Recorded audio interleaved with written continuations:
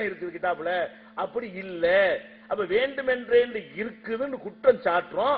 அது சும்மா குற்றம் சாட்டல, பாகம் பக்கத்தையெல்லாம் சொல்லிதான் அந்த கேள்வியை கேட்கப்படுது. அவங்களுடைய நிலைப்பாட்டை இங்க வாட்சி காமிச்சாங்க. ஆனா அந்த நிலைப்பாட்டு பிரகாரம் இதுவரைக்கும் அவங்க கருத்தை சொல்லவே கிடையாது.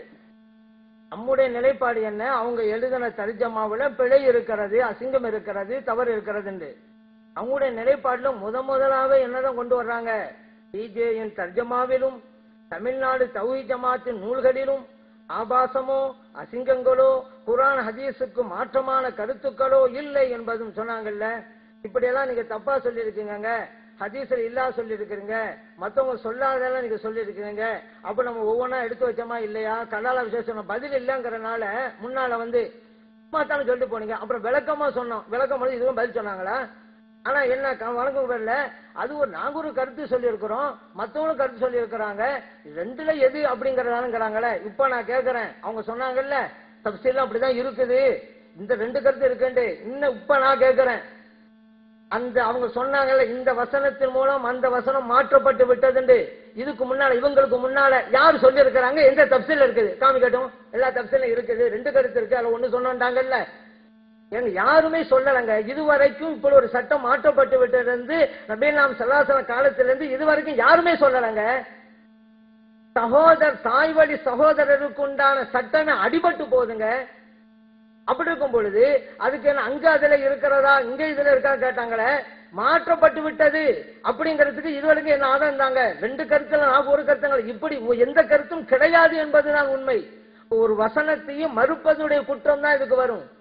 யூசுப் அலைஹிஸ்ஸலாம் அவர் விஷயத்துல நம்ம சொன்னோமே, இது அரபி இலக்கணத்துக்கு முரண் என்று இப்னு கஸீர் சொல்லி இருக்கிறான்னு சொன்னீங்க. இப்னு கஸீர் அப்படியே முரண் என்றா சொன்னாரு. இதுல இந்த இலக்கண சட்டத்தில் சர்ச்சை இருக்கிறது என்றாரு. இலக்கண சட்டத்துல பல சர்ச்சைகள் இருக்குன்ற சொன்னேன். இப்னு கஸீர் அரபி இலக்கணத்துக்கு முரண் என்று சொல்லவில்லை. ஆனால் உங்கள் மொழிபெயர்ப்பு நினைத்திருக்கிறீங்க, இப்னு கஸீர் போன்றவர்கள் எல்லாம் இது அரபி இலக்கண பிரகாரம் தவறானது முரணா என்று எழுதியிருக்கிறார். இப்னு கஸீர் சொல்லாத சொல்லி இருக்கிறீங்களே, ஏன் சொன்னீங்க? எந்த கேள்விக்கு பதில காணோம்? அதுல என்ன நாங்க சொன்ன தப்பு என்று அவர் சொன்னார், நான் அதை சொல்லல. நம்ம சொன்ன என்ன, இப்னு கஸீர் சொல்லாததை இப்படி சொல்லி இருக்கிறார் என்று அப்பாவி மக்களுக்கு இந்த கருத்தை திணிக்கிறீங்க. நீங்க இப்னு கஸீர் அப்படி சொல்லி இருந்தா அந்த கருத்தை காமிங்க, முரண் சொல்லி இருக்கிறாரு, அந்த பாருங்க இருக்குது, அந்த பாருங்க அதனாலதான் சொன்னேன்னு காட்டுங்க. நீங்க இல்லாத சொல்லி இருக்கிறாங்க தானே. அடுத்து இன்னொரு நிலைப்பாடு, அவங்க நிலைப்பாட்டை மாறி போயிட்டு இருக்கிறான்னு சொல்ல. ஏன்னா இதுக்கெல்லாம் பதில் இல்லைங்கிறதுனால அவங்களுடைய என்ன சொல்லணும், தவறு இல்லைன்னு தானே வந்திருக்கிறாங்க. எங்க சபைக்கு எப்படி வந்தாங்க? எங்க எழுத்துல தவறு இல்லை, தர்ஜமான தவறு இல்லை அப்படின்னாலும் வந்திருக்கிறாங்க. தவறுக்குன்னு காமிச்சிருக்கோம், அது பதிலுக்கான இது வரைக்கும். சரி, வேற சப்ஜெக்ட் போறாங்க, அது கூட அவங்க நிலைப்பாட்டுக்கு உகந்ததான்னு பாருங்க. அடுத்த நிலைப்பாடு என்ன, ஷேக் அப்துல்லா ஜமாலி மற்றும் அவரால் ஒப்புக்கொள்ளப்பட்டவர்களின் தப்சீர் நூல்களிலும் அப்படின்னு இருக்கு. நீங்க தப்சீர் நூலை எடுத்து இந்த தப்பு இருக்குன்னு நீங்க சொல்லணும், அது உங்க நிலைப்பாடு. ஏன் மதப் கிதாப் போனீங்க? உங்க தப்சீர் நூலை ஏன் தப்பு இல்லையா? அப்படியே நீங்க நிலைப்பாடுல தப்சீர் நூலை தவறு இருக்குன்னு நீங்க நிலைப்பாடுல ஒப்புக்கொண்டீங்க, அப்பவே மதப் கிதாபை சொல்ல வேண்டியதானே. அப்ப என்ன வழங்குது? தப்சீர் எடுத்து காமிக்கல. அப்ப இமாம்கள் எழுதிய தப்சீர் நூல்களில் தவறு இல்லைங்கிறத ஒப்புக்கொண்டிருக்கிறாங்க. இருந்தா அதைத்தான் எடுத்து காமிக்கணும். நிலைப்பாடுல அப்படிதான் இருக்குது. மதப் கிதாப் போறாங்க, இல்ல மதப் கிதாப் போறது எங்க நோக்கம் இல்ல, முன்னுக்கு பிறங்கிறதுக்கு தான் அது கொண்டு வந்தோம் அப்படின்னு சொன்னாலும் வச்சுக்கிறேங்க. அப்ப என்ன செய்யணும்? அவர் பேச்சல வேணும் என்றே அப்படிங்கறதல்ல, தவறுகளாகத்தான் சொல்லி இருக்கிறார். பாருங்க கிளிப்பு போட்டு பார்த்தாச்சு, இப்ப பாருங்க வேணும்னே இருக்குன்னு சொன்னா அது அவங்க சொல்லல, நாகரிகம் இருக்குது, பண்பாடுகள் அர்த்தம். ஆனா மதப் கிதாபுல இப்படி எல்லாம் சொல்லி இருக்கிறார்கள் என்று டிரான்ஸ்லேஷன் பண்ணி அப்படி விவகாரம் பண்றது நோக்கம் என்ன? ஆனா இதுக்கு முன்னாலேயே இந்த கடித போக்குவரத்து வந்துச்சுங்க, எங்களுக்கு அவங்களுக்கும் முந்த மதப் சம்பந்தமா பேசணும் அப்படின்ட்டு. அப்ப நம்ம கடிதத்துல தெளிவா சொல்லி இருந்தோம், நீங்க கலிக்காவில விவாதத்துல தோற்று விட்டீர்கள் என்று நீங்கள் எழுதி தந்து விட்டால் நாம் மறுபடியும் மதப் பிரச்சனை பேசலாம் என்று நம்ம சொல்லியிருந்தாங்க. இல்ல இல்ல அப்படி எழுதி தர மாட்டோம் அப்படின்ட்டாங்க. அதனாலதான் மதப் பிரச்சனை எடுக்கல. அப்படி போய் மதப் சட்டத்தை எடுத்தாங்க. முன்னுக்கு சொன்னா தவறுன்னு தான் முன்னால சொன்னாரு, இப்ப வேணும்னு அதை மட்டும் தானே சொல்லணும். ஏன் மதப் செலவு வாசிக்கிறாங்க?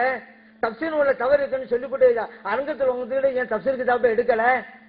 எங்க தர்ஜமால தவறே இல்லைன்னு சொல்லிவிட்டு ஏன் நான் தவறு இருக்குன்னு சுட்டி காட்டினீங்க, பதில் இல்ல. அப்ப இதே என்ன வழங்க சொன்னா இப்படி மதப் கிதாபுல இப்படியே லேமணி ஏற்கனவே செஞ்சாங்கல்ல, அப்படியே 2 நாள் ஓட்டிடலாம், இது உண்மைதான் அப்படி நினைச்சிட்டு இருக்கிறாங்க. ஆனா அரங்கம் பார்த்துட்டு இருக்கு, உலக மக்கள் பார்த்துட்டு இருக்கிறாங்க, எப்படி போனாங்க, என்ன பேசிட்டு இருக்கிறாங்க, உலகம் கவனிக்கிறது. நிறைப்பாட்டு தவற தெளிவா நீங்களே எழுதி போட்டு ஒப்புக்கொண்டு வந்துட்டீங்க. அப்ப தவறு இல்லைன்னு சொல்லுங்க. அல்ல தப்சீர் நூல் தவறுன்னு சொன்னீங்க, அதை எடுத்து காட்டுங்க. ஏன் மதுஹப் நூல் போனீங்க? முன்னுக்கு பின் முரண் அப்படிங்கிறதுக்கு ஏன் நீங்க அந்த அந்த சுக்கூட கிதாபில் இருக்கக்கூடிய இதெல்லாம் அப்படியே வாசிச்சா காமிக்கிறீங்க? Time pass பண்ணணும்டா. இந்த சப்ஜெக்ட் கருத்து இல்லையா உங்களுக்கு? அதே போல பாருங்க, ஒன்றல்ல இரண்டல்ல. இன்னொன்னு சொல்றாங்க, நாங்க மாறி மாறி சொன்னோம்னு சொன்னா நாங்க தான் ஒப்புக்கொள்றோமே, நாங்க அறியாமையில இருந்துட்டோம், வேண்டுமானா சொல்லுங்க, நீங்க 2-3 தான் சொல்லி இருக்கிறீங்க, நாங்க நிறைய தரோங்கிறாங்க. நம்ம கொஞ்சம் அறியாமைன்னு சொன்னா நீங்க சொல்றாம இல்ல, நாங்க நிறைய அறியாமையில தான் இருக்கோங்கிற அவங்க ஒப்புக்கொள்றாங்க. நிறைய விஷயத்த அப்படிதான் செஞ்சிருக்காங்களாம். அப்ப நிறைய அறியாமைகள் ஒப்புக்கொண்டீங்கல்ல, நீங்க ஆயுஷ் மக்கள் சட்டத்தை சொல்றீங்க. அதான் எங்கள் கேள்வி, ஏன் இமாம்களை இருக்கிறீங்க? இமாம் ஒரு சட்டத்தை சொல்லும் பொழுது அந்த ஹதீஸ் அவரிடம் இருக்கிறது. சில வருடங்கள் கழித்து மாறுகிறார் என்றால் அப்பொழுதுதான் அவருக்கு புதிய ஹதீஸே கிடைக்கிறது. அப்ப நினைக்கிறாரு முன்பு கிடைத்ததை விட இது ஆதாரம் மூலமானது, சட்டம் சொல்லணும்னு நினைக்கிறாரு. முன்னால் சட்டம் சொன்னபோது இந்த ஹதீஸ் இருந்ததா? இல்லை இல்ல. நீங்க அப்படி இல்லையே, முன்னால் ஒரு சட்டம் சொன்ன போது இப்ப இருக்கிற அதே ஹதீஸ் இருந்ததே, நீங்க படிக்கல. அப்ப அவங்க சொன்னீங்கல்ல, எல்லாத்தையும் புரிஞ்சிட முடியாது, ஹதீஸ் எல்லாத்தையும் தெரிய முடியாது, ஒரே தெரிய முடியாது. இந்த நிலையில் இருக்கக்கூடிய நீங்க ஆய்வு பண்றீங்க, நீங்க சட்டத்தை சொல்றீங்க, நீங்களும் மத்தவங்களை பின்பற்றி போய்கிட்டே இருக்கலாமே. ஆய்வு செய்யறோம்னு சொன்னாக்க எல்லாத்தையும் தெரிந்த பிறகு சட்டம் சொல்லணும். நீங்களும் சொல்றீங்கல்ல எல்லாத்தையும் தான் கிடைக்கலண்டு, எல்லாத்தையும் கிடைக்க முன்னாலே என் சட்டம் சொன்னீங்க. நீங்க அப்ப நினைக்க முடியாதா இந்த அதிக்கு தான் கிடைக்கல, இன்னும் படிக்கலனுமோ, இப்ப சட்டம் சொல்ல வேணாம், மாற்றமான ஹதீஸ் இருக்கலாம், இதை விட செயலாளர் இருக்கலாம், சும்மா இருக்க வேண்டியதானே? ஏன் அவசரப்பட்டு சட்டம் சொல்றீங்க? ஏன் மாத்துறீங்க? அதை பேர் 4 பேர் நம்பிக்கிட்டு இருக்காங்களே. இப்ப நீங்க 20 வருஷம் கழிச்சு மாத்துறீங்க, இப்ப இருக்கிறவங்க புரிஞ்சுக்குருவாங்க. இதுக்கு முன்னாடி உங்க நிலைமை என்ன? அப்ப நம்ம என்ன சொல்றோம், அறியாமல் இருக்க ஒப்புக்கொண்டீங்க, நிறைய விஷயங்கள் இப்படிதான் மாத்தணும், நீங்களும் ஒப்புக்கொண்டீங்க. இந்த அறியாமை உங்களுடைய விருப்பதால் நீங்கள் ஆய்வு செய்து மக்களுக்கு சட்டத்தை சொல்லுகின்ற தகுதி இழந்திருக்கிறீர்கள். இன்னும் சட்டம் சொல்ல வேணாம், மற்ற வேலை மற்றவங்க எல்லாம் எப்படி இருக்காலும் அந்த மாதிரி நீங்களும் கொண்டாந்து பாருங்க, பின்பற்றி போய்கிட்டே இருங்க. சிலருக்கு சட்டம் சொல்லுகிற தகுதி உங்களுக்கு கிடையாது. இதுதான் எங்க நிலைப்பாடு. நீங்களும் ஒப்புக்கொண்டீங்க, எல்லாத்தையும் நாங்கள் படிக்கல என்று நீங்களும் ஒப்புக்கொண்டீங்க. அப்ப அதனால இந்த நிலைக்கு வருவானா அப்படின்னு நம்ம சொல்றோம். அதே போல பாருங்க, நம்ம இந்த கலாலா விஷயத்துல சொன்னாங்க, அதையும் நம்ம சொல்லி இருக்கிறோம். இதுக்கு முன்னாடி 2 தப்சீர் இருக்கு, நாங்க ஒரு கருத்து நாங்க இப்படி ஒரு தப்சீர் யாரும் சொல்லவே கிடையாது. இந்த வசனம் அந்த வசனத்தை மாற்றி விட்டது என்று யாரும் சொல்லல. அப்படி ஒரு தப்சீர்ல எந்த கருத்துல இருந்தா நீங்க கொண்டு வந்து காமிக்கலாம். அதே இந்த நேரத்தில் நான் சொல்லிக்கொள்ள விரும்புகிறேன். அதே போல அலி ரலியல்லாஹு அன்ஹு, அபூபக்கர் சித்திக் ரலியல்லாஹு விஷயத்தில எல்லாம் நம்ம இந்த சரியான பதில் சொல்ல நான் தான் சொன்னோமே, அவங்க எல்லாம் இந்த உலகத்தின் வெளிப்படை சட்டத்தை வைத்து சொன்னார்கள். தெளிவா சொன்ன பிறகு சொல்லலங்கிறீங்க. நாங்க என்ன சொல்றாங்க கவனிங்க. ஃபர்ஸ்ட் நான் சொன்ன வெளிப்படை சட்டத்தை வைத்து சொன்னார்கள் அப்படின்னு சொல்லியும் கூட பதில் சொல்லாம போயிட்டாங்கிறீங்க. பதில் சொன்னால் சொல்லவில்லை என்று அர்த்தமா உங்களிடம்?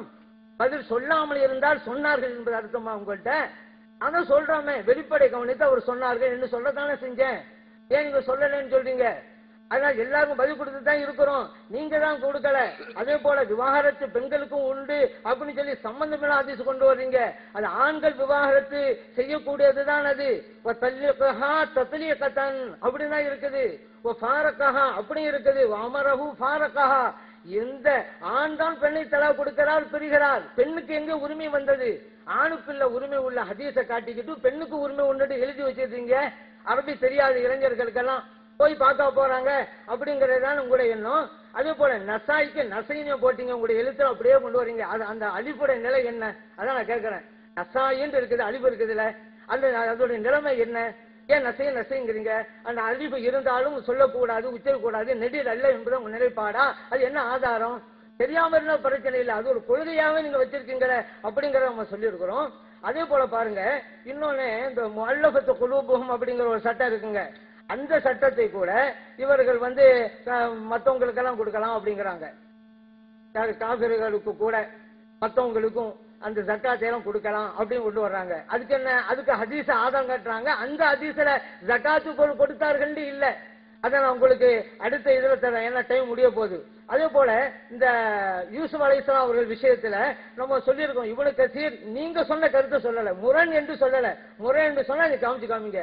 அது முரணா இருக்க முடியாது, ஏன்னா குர்ஆனில இருக்கிறது. நான் ஆயத்தை ஓதி காமிச்சேன், லவ்லா அர்ரா புர்ஹான ரப்பி அப்படிங்கிற கருத்திலையும்.